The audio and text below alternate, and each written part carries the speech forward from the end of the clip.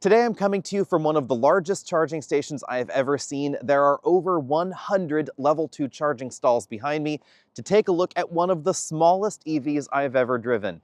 This is the Hyundai Casper Electric, also known in some markets as the Hyundai Inster. What will it be called in North America? Forbidden fruit, because this is a compact EV that rather sadly we're likely never to get.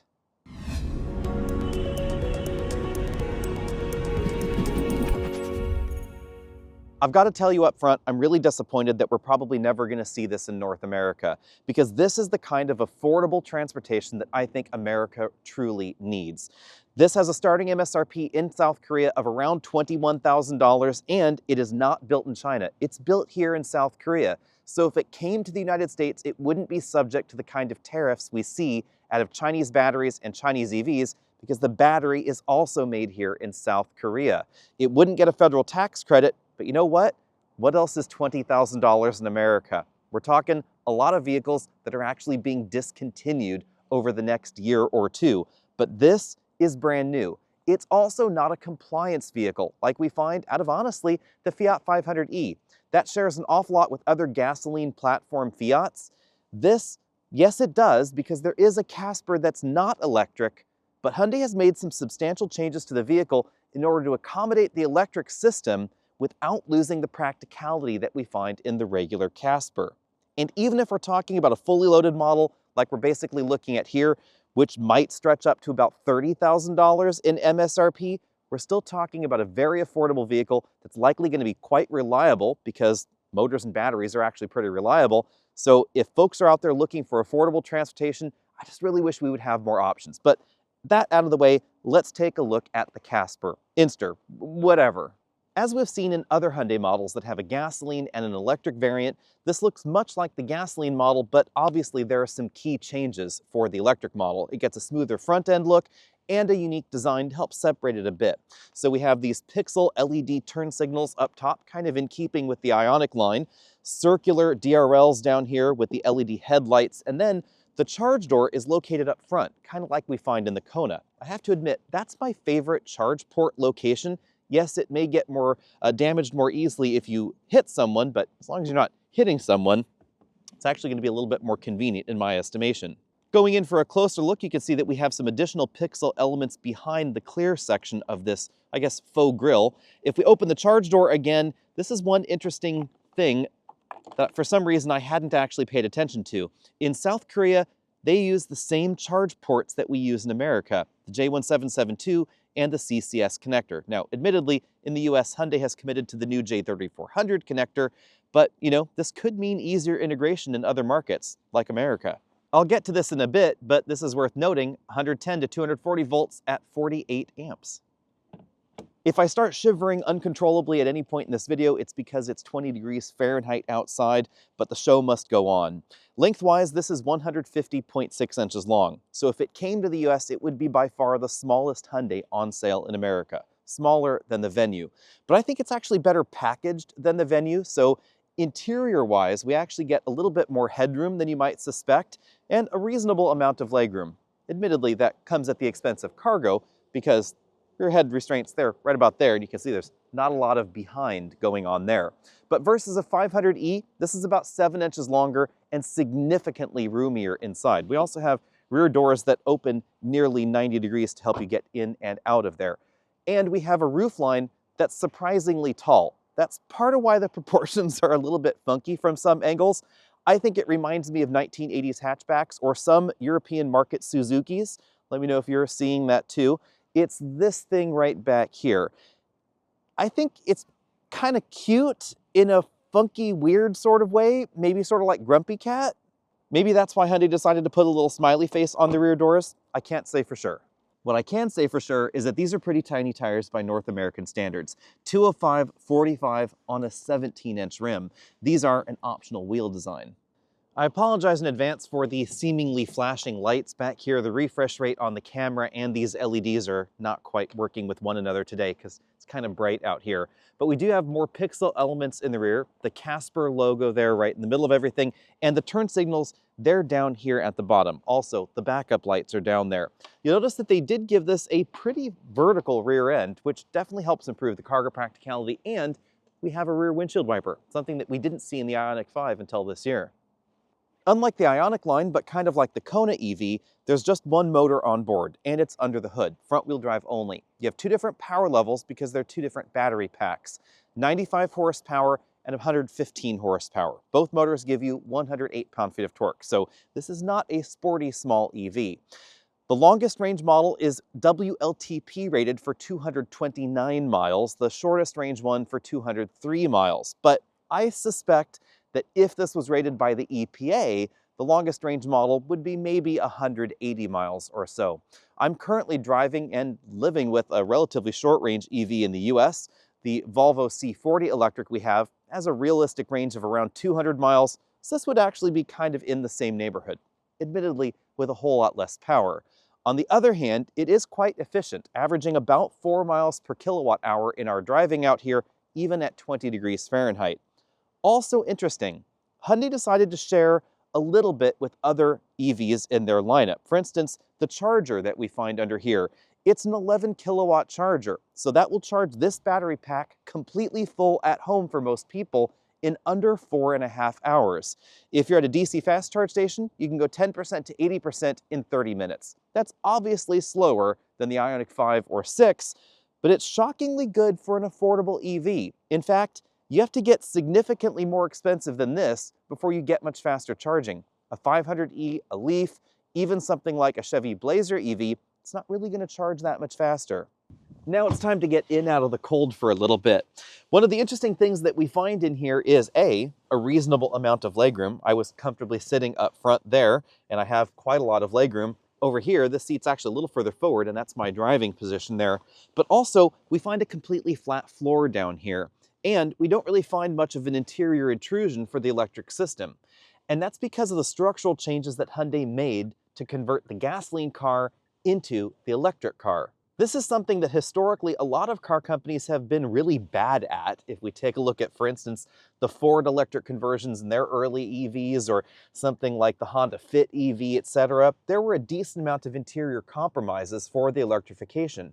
But Hyundai has generally done a better job at this. When we take a look at the Kona EV or the Soul EV, yes, there were a few compromises that maybe I didn't care for, but in this one, there seemed to be essentially none. We find very similar rear seat geometry, which means currently these seats are quite upright, but they do have a shocking amount of recline to them, and even in their most reclined position, I have more headroom than we find in the Kona or in the Venue, or actually a decent number of Hyundais until you get to the much bigger models. And that's because of that really weirdly upright ceiling that we find in this model. Now, admittedly, the seat bottom cushion is slammed to the ground, so you're not getting a lot of leg support here in the back. You're kind of sitting with your legs in your chest, but it is quite good as far as practicality goes. And I measured it out. This is one of the few small cars where you could put some of those larger rear-facing child seats behind me driving the vehicle. I had 29 inches from seat back to seat back here, and that's more than enough to fit some of those larger convertible seats. And the front seat's not bad either. Admittedly, we don't have a power driver seat. That might be something I would like to see in some of the upper end trims, but we have a tilt telescopic steering column, and it's nice and large and chunky. It actually feels very normal as versus the rest of the Hyundai lineup. So it's not like they shrunk everything in the car. This doesn't have a teeny tiny weird steering wheel or anything. And again, simply gobs of headroom. Even though this is a small car, if you want to move this seat all the way up and pretend like you're driving a bigger car, oddly enough, you can. Now, this shouldn't surprise anybody, but there's no free lunch. So behind the manual hatch, we don't have a powered hatch here, we find a truly tiny cargo area. That said, there are still some surprises back here. This is the tiny cargo cover. It is almost ridiculously small. I'm not exactly sure where you would stuff that if you wanted to take it off, because there's nowhere really to put it.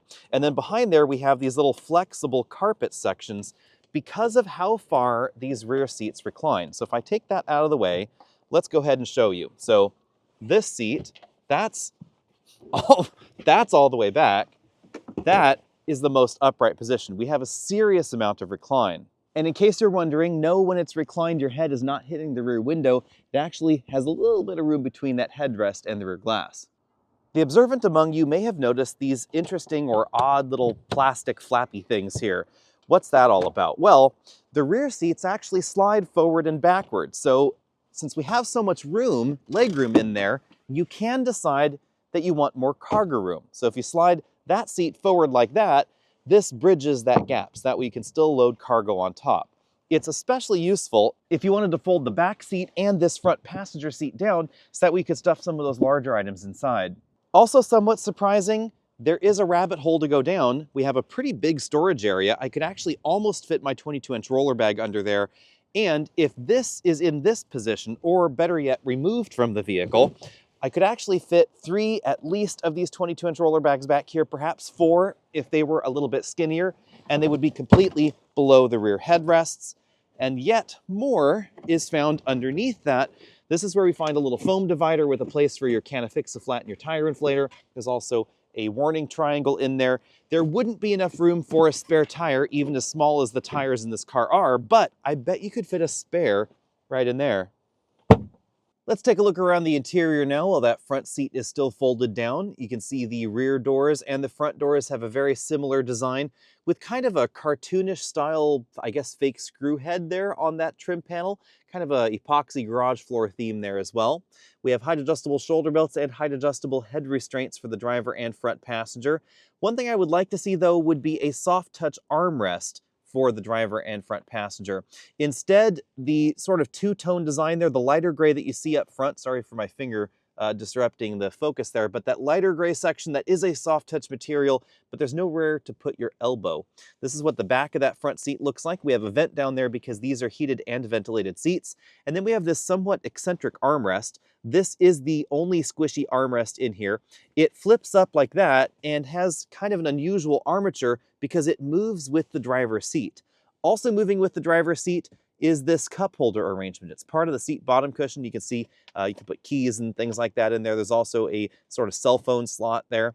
We then have some contrasting piping on these seats. And if I lift that back into position, you'll see that same sort of piping stripe on the front. And we have a very subtle two-tone design to this imitation leather upholstery in here.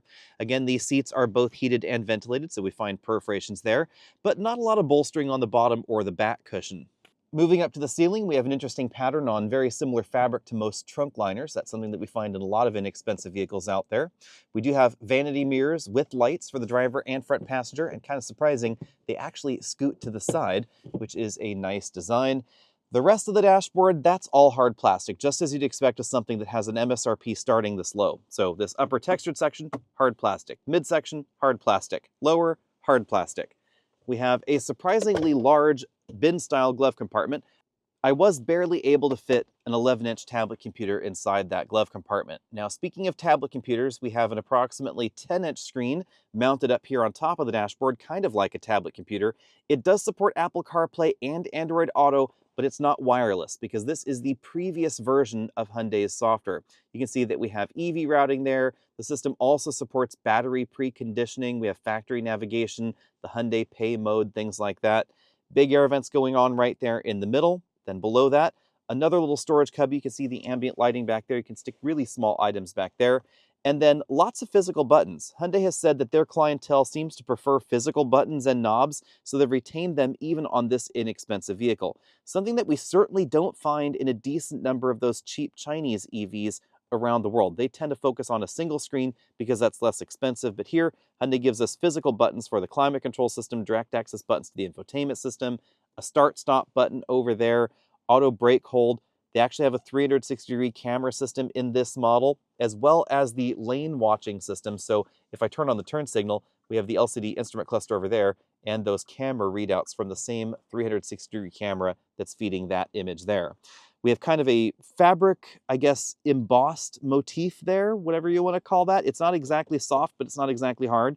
We then have a Qi wireless charging mat below there. And then at the bottom, a 1.6 kilowatt inverter outlet and a small additional storage cubby right there in the middle. That's a nice, healthy inverter output, especially for something this inexpensive. Moving over to the driver's side, we find a little bit of the Ionic line grafted in here, most notably this steering wheel, which is nice and large and chunky. I appreciate that. It is a wrapped design We find the controls for the adaptive cruise control and the aggressive lane centering software there. We have the 4 dots in the middle of the steering wheel. You can see they're illuminated. Again, it's a refresh thing. They're not really blinking in person. That is the H in Morse code thing that we're seeing in a lot of Hyundai products. This is the drive mode button. You can choose between a bunch of different drive modes, but no, they don't make the car any faster. Infotainment buttons over there, and an approximately 10.25-inch LCD instrument cluster right there, just behind everything. That design is changeable, but again, very similar to what we found in previous generation Hyundai products. We have the same sort of turn signals that we find in other Ioniq models. And then down here, you can see we also have the same column shifter that we find in the Ioniq lineup.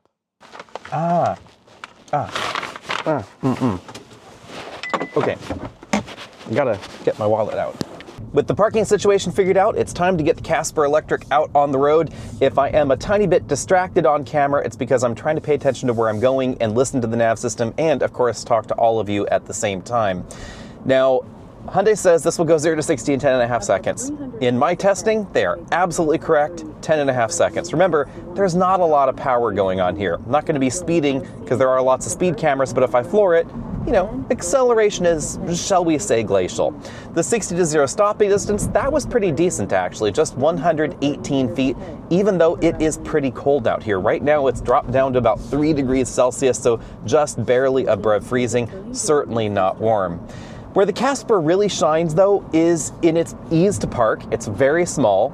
It actually feels peppier than those numbers would otherwise indicate. And again, Hyundai has brought a lot of the same features from their larger and more expensive EVs right down here to the Casper. So for instance, I have the regenerative braking paddles on the back of the steering wheel. So if I want to command pretty aggressive braking regen, I can do that with the paddles. If I want to just coast, I can do that as well. If we slip into traffic here, we can activate the highway driving assistance system, which is Hyundai speak for adaptive cruise control with aggressive lane centering. This is not hands off the wheel steering like we find, of course, in Ford's Blue Cruise or the GM Super Cruise system, but it does a pretty decent job of helping keep you centered in the lane. And of course, here in South Korea, it will also take off again. It doesn't require that you hit a button to actually start moving again out on the highway like we're on. Acceleration clearly is going to be a lot better in, I don't know, practically everything, although a Fiat 500e is not exactly exciting. But the stopping distance and the handling capabilities of the Casper are pretty good. And that has to do with the relatively light curb weight and the low center of gravity, of course, thanks to that low-centered battery pack. Unusually, especially for an EV in North America, the suspension here is really quite soft also. So this is one of the more comfortable small vehicles, period, that I've driven in quite some time. Not just electric vehicles, just generally speaking. While we're stuck in traffic, let me digress for just one moment and talk about why we're probably not going to get the Casper in North America, as much as I might like to see it, just like I might like to see that Kia EV3 right over there in the lane next to us. First thing is obviously that it's a little on the small side. The second thing is they don't need to bring a loss leader electric compliance car to America, like for instance Fiat needs to with the 500e. The 500e has to exist because they need ZEV credits and CAFE credits to offset the big Ram trucks that they sell. Hyundai doesn't have any big trucks. Hyundai also has one of the better selling electric cars already in the United States with the Ioniq 5, and they have the upcoming Ioniq 9, their 3-row vehicle, and they've got 3 Genesis EVs in the United States as well. And they're pushing really hard with plug-in hybrids on top of that. So they simply don't need the credit offsets that we find with some car companies, most notably Stellantis. And personally, I think that's a pity because I think this would fit relatively well in the United States. The suspension is comfortable, it soaks up freeway expansion joints like this really nicely. For a small vehicle like this, I absolutely give ride quality an A. You really won't find a small vehicle like this with a suspension that is this comfortable. This is significantly more comfortable than something like the Fiat 500e, and it doesn't have as much of that bobble-headed feel that you typically find in small cars because the suspension is relatively soft, and that's kind of the surprising thing. Now that we're in this dark tunnel, it's probably a good time to talk about cabin noise because you can definitely hear that the glass is not sound insulating, but we don't get a lot of road noise in here. They've actually done a really good job with that. Over expansion joints and potholes, you definitely hear the tires going over things, but they've done a good job with the aerodynamics of the vehicle to make sure that wind noise and generally speaking road noise are pretty well controlled. This is also pretty darn efficient. I've been averaging 4.1 miles per kilowatt hour, admittedly not driving very quickly here in Korea, but that's a pretty respectable score, especially considering we have the heater on and it's been averaging about 4 to 5 degrees Celsius outside, so just barely above freezing. At its core, the Casper is a city car. It's designed to live in urban environments like this, whether you live in an urban area or you live in suburbia and you commute to an urban core like Seoul. But what's interesting about this that's different than other city cars we find around the world, all those tiny little cars in Europe, etc., is that this has a more North American vibe to it. The steering wheel is normally sized. Yes, the steering is relatively quick and it's easy to park this into tight parking spots, but the way the suspension is tuned, the way the steering wheel is even shaped, just feels more suitable for North America. And that's probably not by accident, because if you have noticed out here in Seoul, these roadways are sized more like North American roadways, certainly than London or Paris. We have wide lanes, we have relatively low speed limits, admittedly, but the sight lines, the way things are structured here roadway-wise, and the way the vehicles on the road tend to be sized, is very North American normative. And that's part of why I think this would work relatively well in the United States. Admittedly, small audience, but those that might be interested would find, I think, that this fits them and their personality and American roadways, etc. better than a lot of the other small cars that are also on sale in the US. As you probably already know, I'm a big proponent of affordable transportation, something that we just don't have enough of in the United States anymore. The number of cars under $20,000 has been cut dramatically over the last few decades, and basically it's going to be over soon because the Mirage is gone and the Versa is likely to follow it shortly. In fact, the number of cars under $25,000 has been cut dramatically for 2025. This, however, could start to reverse some of that course because this has a starting MSRP in South Korea of around $20,500. Admittedly, that's not this model with the bigger battery pack and some of the extra doodads, but we're still talking about something that's about $30,000, still significantly less expensive than average. If Hyundai could bring something like this to the United States for under $25,000, I honestly wouldn't care that it doesn't get the tax credit.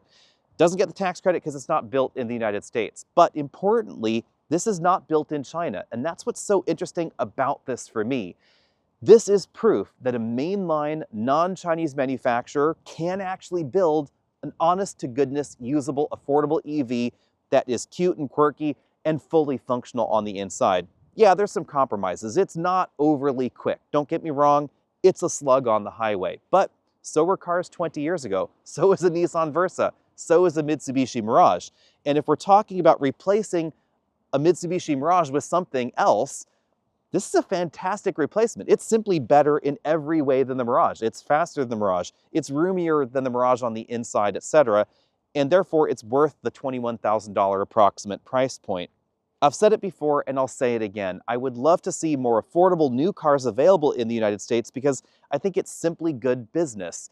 If you're a business owner, if you're an employer or a manager, etc., and you want employees with reliable transportation that can just get to work on time, we need more affordable cars so that way those people aren't going out and buying unaffordable new cars or used cars that aren't reliable, etc.